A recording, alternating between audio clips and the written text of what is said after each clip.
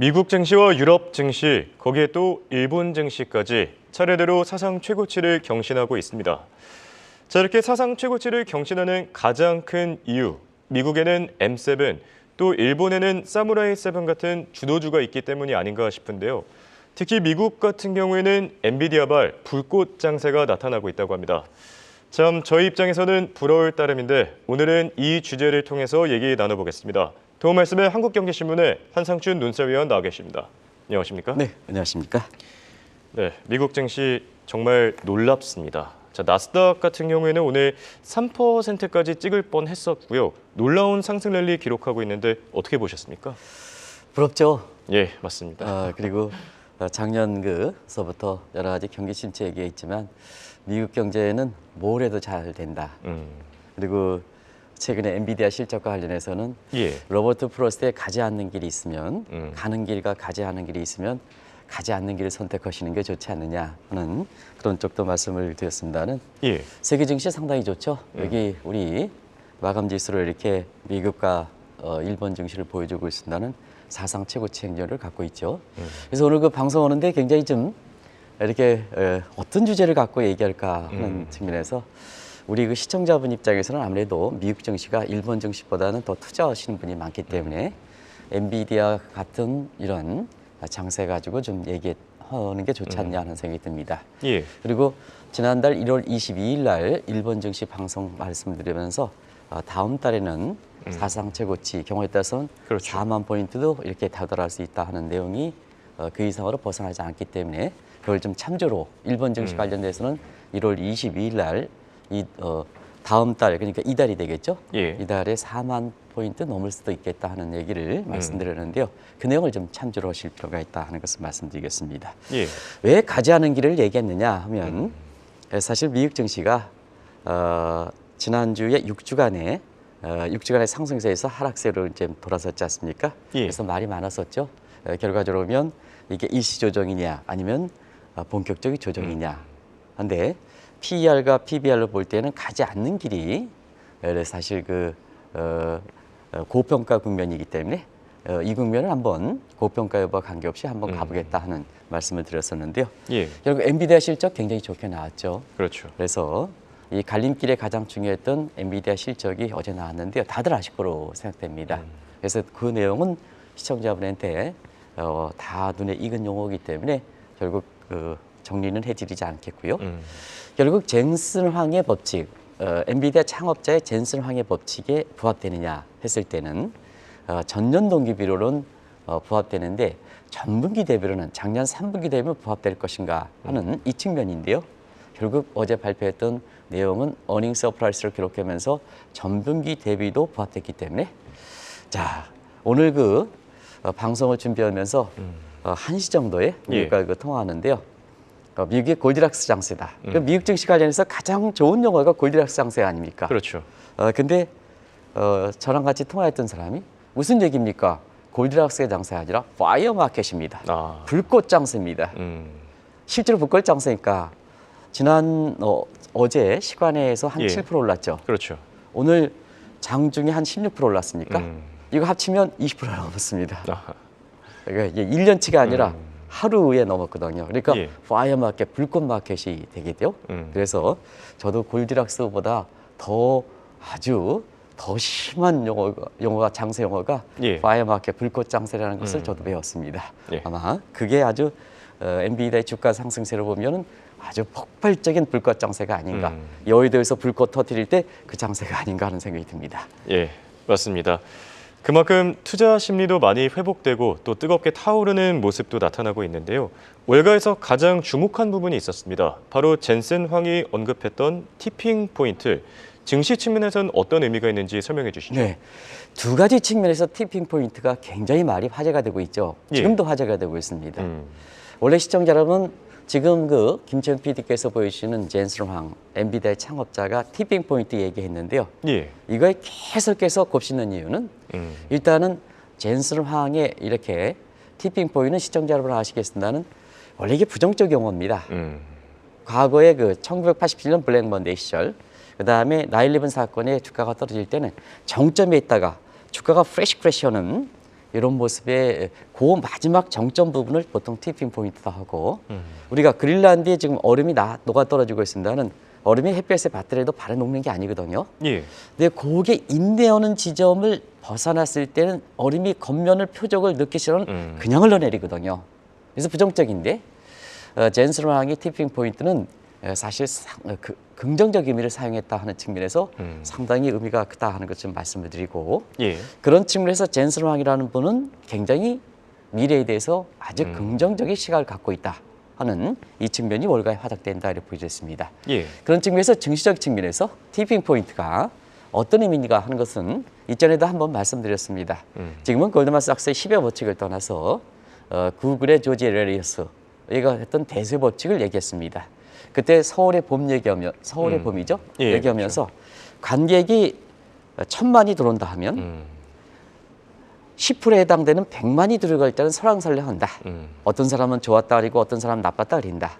그런데 10%만 도달하면 마지막 90%까지 올라가는 데에는 굉장히 빠른 속도로 올라간다.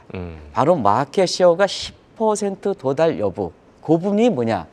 젠스랑이 얘기했던 티핑 포인트거든요. 예. 그런 측면에서 10% 도달하니까 앞으로 성장성이 높지 않습니까? 그렇죠. 그러면 사실 엔비디아 주가가 폭발적으로 올라갈 수밖에 없죠. 그래서 어제 시간에서 한 7%, 오늘 한 16% 해서 그야말로 폭발적.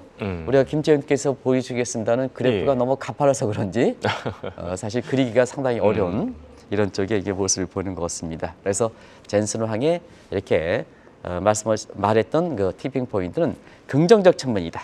두 번째는 마켓 셰어가 10% 도달하는 시점이다. 대세 법칙에서 예. 그 위에 폭발적으로 성장한다 하는 성장성의 상징의 어떻게 보면 시발점이다 이렇게 보이겠습니다. 네. 자, 그리고 최근 상황들을 보면요. 창업자의 마인드, 가치관, 그리고 행실이 또 기업 주가에는 얼마나 중요한지도 각광을 받고 있다고 하는데 이번 사례를 통해서 다시 한번 입증되지 않았습니까? 네. 젠스랑이 오늘 주가가 많이 올라갔을 때 예. 사실 4분기 실적에 대한 어닝 서프라이즈 대목도 있지만 오늘은 주가가 할 때 젠스랑에 대한 기대감 때문에 올랐다. 이런 쪽도 만만치 않게 얘기한다 이렇게 보이겠습니다. 예. 오늘 그 나스닥 지수가 3% 가깝게 올랐습니다는 사실 대부분 다 빅테크 정도는 올랐습니다는 테슬라는 지금 한 2% 못 올랐을 거예요. 그리고 관련된 제2의 테슬라라고 얘기하는 리비아는 한 25% 폭락했을 겁니다. 예. 아마 제가 보는 시점에서는 25% 폭락했는데 마감 지수는 어떻게 될지 모르겠습니다. 제2의 테슬라라는 리비안 주가는 25% 폭락했는데요. 그리고 루시드 주가도 한번 제2의 테슬라라 했죠. 예, 어제 속보성으로 그렇죠. 처리했던 루시드도 17% 폭락했습니다. 예.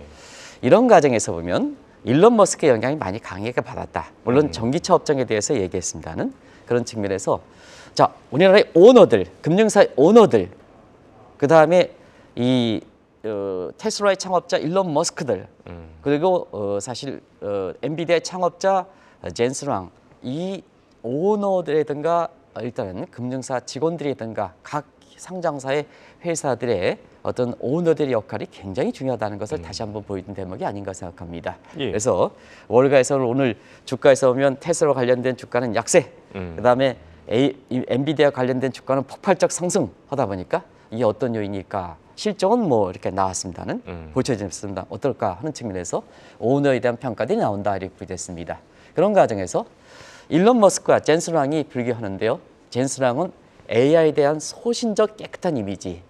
그다음에 내가 스토리텔링이 긍정적으로 형성한다는 얘기죠. 예. 근데 자막이 좀 빨리 나가긴 했습니다는 앞서 자막에서 보면 뭐 시청자 여러분 굳이 자막을 비춰주지 않더라도 일론 머스크 개인적 야망이 강하고 거짓하고 마약도 하고 뭐하고 성적으로도 부조덕하고 이렇지 않습니까? 이 스토리텔링이 아주 부정적으로 형성된다는 얘기입니다. 예. 업종 자체의 전기차에 대해서 지금 이렇게 부정적 이미지 있습니다는 그게 지금 이번에 엔비디아 젠스랑에 대한 우리 오너들에 대한 교훈이다 이렇게 보이겠습니다. 지금 한국에도 보면 오너들이 사실 도덕적으로 깨끗이 못한 사람 많습니다. 국민의 이익, 투자자 이익보다는 자기 이익이 굉장히 이렇게 하는 과정에서 코리아 디스카운트의 원인이 되고 있습니다. 많은 부분이 비춰지거든요. 그런 측면에서 현재 주가도 보여주고 있습니다는 주가에서 그대로 보여주고 있습니다는 사실은 네트워킹 시대와 그 다음에 사이콜로지 이펙트가 주도할 때는 이런 오너들의 깨끗한 이미지 관리, 미래에 대한 어떤 성장성에 대한 어떤 이미지가 흐트러지지 않고 이미지 관리하는 게 얼만큼 중요한 것을 이번에 전실황의 얘기에 대해서 굉장히 다시 한번 시사점을 던져준다 이렇게 보겠습니다. 예. 자, 그리고 엔비디아의 호실적과 함께 주목을 받은 게 앞으로는 기업을 평가할 때 저평가 여부보다 앞으로 이 잠재 가치가 얼마나 있는지 이 부분에 주목하게 되는 어떤 뭐 확실한 입증 사례가 아니었겠습니까? 네, 사실 이번에 그 엔비디아에 대해서 여러 얘기가 있었죠. 또 미국의 M7에서 여러 얘기가 있었죠. 왜냐하면 PER이든가 PBR, 적정성 평가제가 워낙 고평가이기 때문에요. 예. 근데요, 사실 PDR, PSR 지표, PPR 지표, 미래에 대해서 잠재 가치를 따지는 또 무형 가치를 따지는 지표에서는 저평가죠. 어느 길이냐? 자, PER을 볼 때는 예. 가본 길이고, 그러면 이제 고평가됐으니까 떨어지겠죠. 그렇죠. 근데 가보지 않는 PPR 지표, PDR 지표를 보면 저평가니까 나는 가보지 않는 길을 선택하겠다. 미래 잠재 가치를 중시하는 거 아니겠습니까? 네, 그런 측면에서 사실 최근에 시청자 여러분한테 반복적으로 PER, PBR 국내에서 관심이 되고 있습니다는 사실 이것이 미국 증시와 관련해서도 계속해서 배쳐졌던 것도 바로 오늘 어제 엔비디아의 그 실적 발표를 계기로 해서 주가 모습에서 단적으로 보여주는 대목이기 때문에 계속해서 지난주부터 워링 마켓 얘기할 때 말씀드렸던 사항이거든요. 예. 그런 측면에 다시 한번 말씀드리는 국내에서 보면 국내에서 PBR, PER 지표 과거 평가 자체에 너무 우리가 코리아 디스카운트 대책이라든가 그다음에 밸류업 대책에 마치 이것이 모든 주가 평가 좌표, 주가 향방을 좌우하는 모습으로 거기에 아주 매골수적으로 틈이 더 박혀 있는 것 같습니다. 근데 엔비디아 주가를 모습에서 보면 이제 PBR 지표, PBR 지표보다는 PPR 지표, PSR 지표, PDR 지표 예. 이런 것이 얼마나 중요한 것을 단적으로 보여주고 주가 관리라든가 한국의 코리아 디스카운트 대책이라든가 한국의 밸류업 대책에서는 어떤 것을 중점을 줘야 되느냐 하는 그런 점도 엔비디아의 이번에 주가 모습에서 단적으로 보여준다. 그런 점에서 지금부터는 26일 발표될 한국의 기업 밸류업 대책이 어떤 내용을 담아야 될 것인가 하는 것을 엔비디아의 주가 사례, 젠스랑의 이렇게 교훈을 그 타산지로서 삼아서 그런 내용을 담아야 될 것이다. 지금부터 한번 말씀드리도록 하겠습니다. 알겠습니다.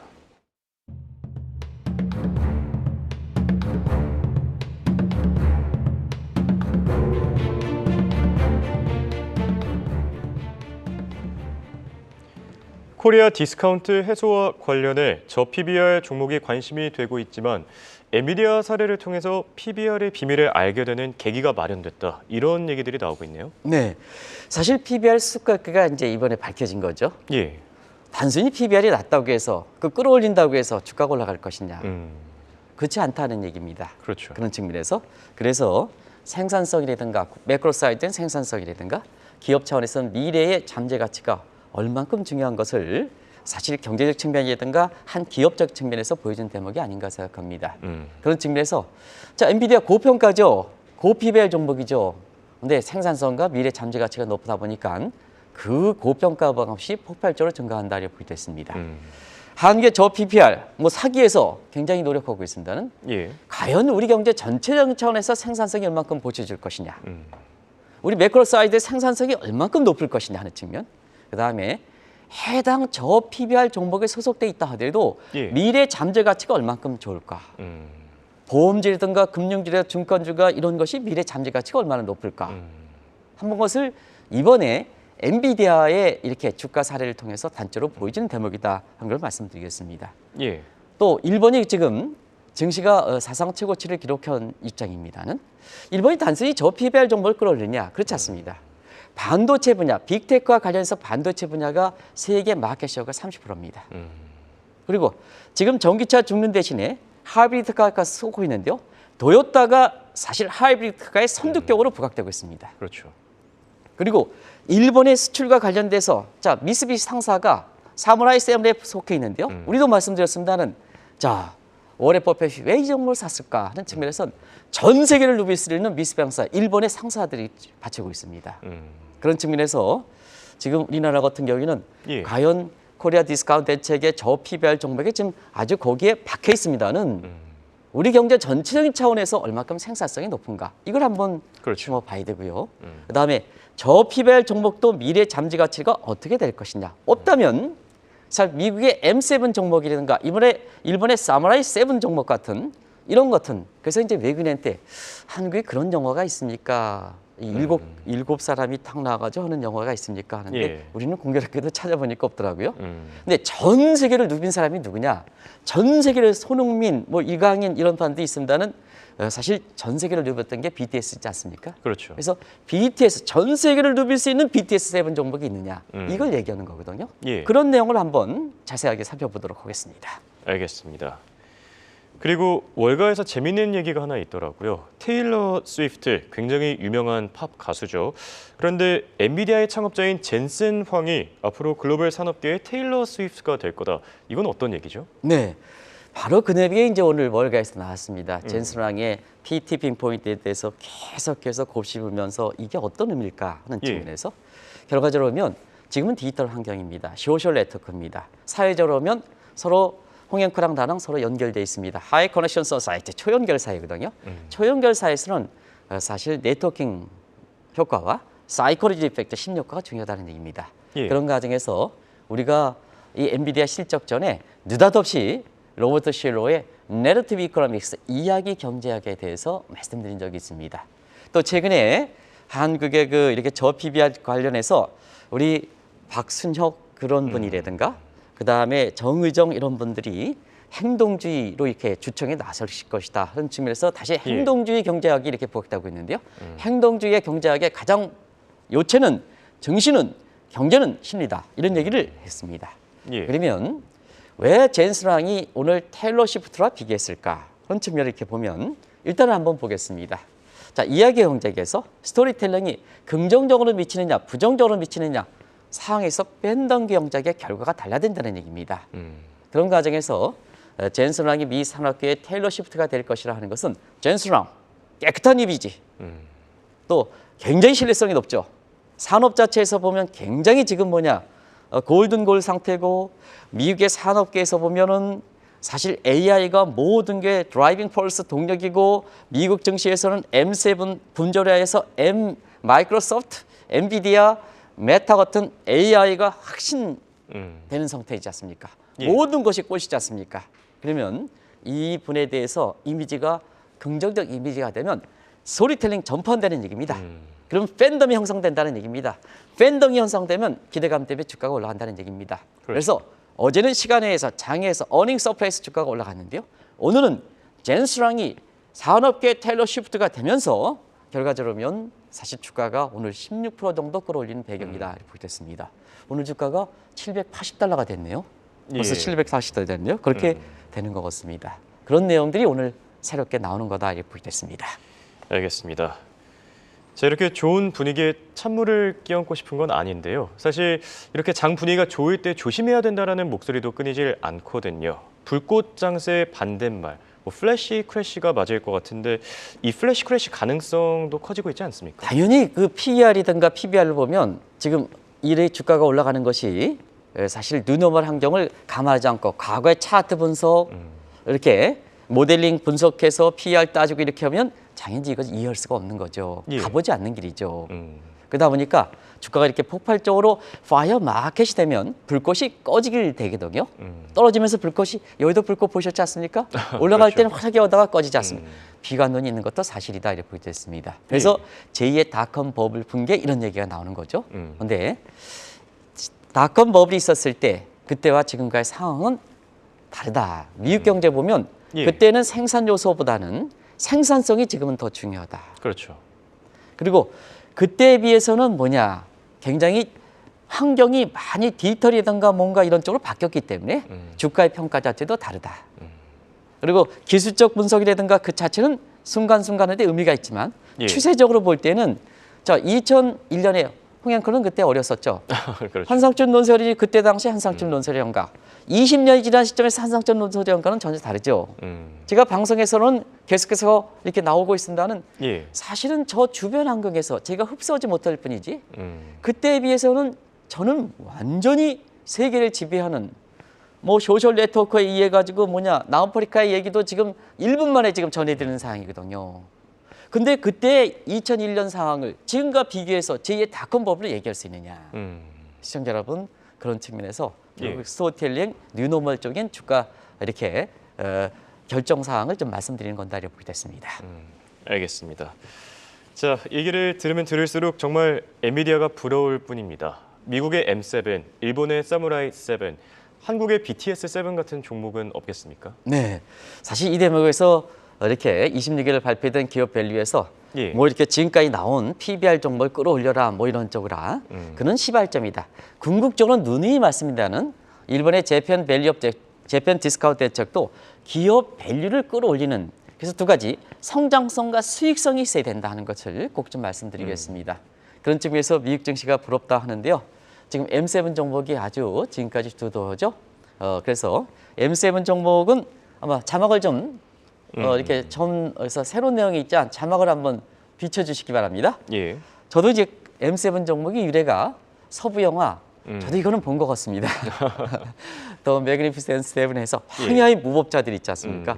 황야의 무법자들을 해서 지금 미국의 산업계라든가 증시의 누비는, 주도하는 여기에 대해서 M7이 나와서 빅테크 업종들이 주가 되는 거죠. 예. 그럼 이제 어제 최고치를 기록했던 일본 증시의 사무라이 7 종목은 뭘까 하는 측면에서 사무라이 7 종목은 저도 이거 보고 오겠습니다.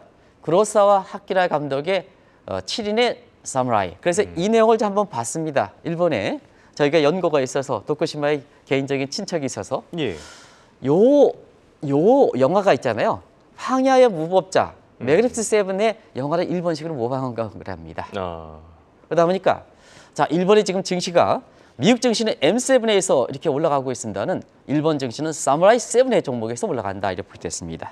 그러면 사무라이 7 종목은 뭘까? 자막을 돌려주시기 바랍니다. 그래서 스크린 홀딩스 반도체 관련이죠. 디스코, 어드밴테스 같은 예. 이게 바로 도쿄 일렉트 반도체 관련된 빅테크 업종입니다. 그래서 반도체, 일본의 반도체가 마켓 쉐어의 30%를 차지합니다. 저력이 있다는 얘기입니다. 그렇죠. 미국의 빅테크 업종이 걸렸고 반도체 관련된 AI 관련하니까 일본이 전파되는 거죠. 그리고 미쓰비시 상사, 이렇게 미쓰비시 상사, 일본의 전체적인 일본의 상사, 일본의 업황을 좌우하고 밸류적인 측면에서 엔저에 있어서 사내 유보가 굉장히 많은 상태이기 때문에 이게 작년 4월에 워렌 버핏이 이 종목을 주관했던 거죠. 예. 그리고 도요타, 지금 전기차가 주니까 자동차에 관련해서는 도요타의 예. 이렇게 그 경쟁력이라는 거는 아주 세계적이죠. 근데 전기차에 밀렸다가 지금 하이브리드카 하면서 거의 돼서 잠재 가치를 키웠던 도요타가 지금 하이브리드카 하니까 뜨게 되는 거죠. 예. 일본의 저포를 끌어올리는 종목에 의해서 일본의 주가가 올렸다 하는 게 아니라는 얘기입니다. 그렇죠. 그리고 스바르 같은 거 아시겠습니다는. 그래서 지금 한국의 입장에서도 지금 저포 정보를 끌어올린다 뭐 하지만 궁극적으로는 성장과 수익성을 육성시킬 것이냐 하는 측면에 초점이 맞춰야 된다. 그래서 단기성으로 해서는 안 된다. 예. 일본의 밸류 업적이 10년을 준비한 거다. 기업의 성장성과 수익성은 단순히 준비하는 게 아니다. 그래서 외국인 입장에서는 미국 증시가 사상 최고치 경신하는 게 M7이고 일본이 경제는 침체지만 지금 경제는 일본의 경제는 침체입니다. 왜 이렇게 일본 증시가 올렸냐? 사무라이 7이 있다. 그러면 한국은 BTS 7이 있느냐? 많은 시사점을 던져줄 겁니다. 저도 한국의 BTS 7 종목이 좀 나와서 한국 증시가 전부 지금 미국 증시가 일본의 사상 최고치, 심지어는 인도 증시만 사상 최고치. 근데 한국은 왜 이렇게 지금 부진합니까? 이거 좀 빨리 BTS 7 종목을 좀 예. 이렇게 좀 육성을 시켜야 됐습니다. 그런 내용을 밸류업 대책에 나오느냐? 이게 중요하다는 얘기입니다. 네, 알겠습니다. 말씀하신 대로 정말 좋은 기업 밸류업 대책이 나왔으면 하는 마음입니다. 지금까지 도움 말씀을 한국경제신문의 한상준 논설위원이었습니다. 대화 고맙습니다. 네, 맞습니다.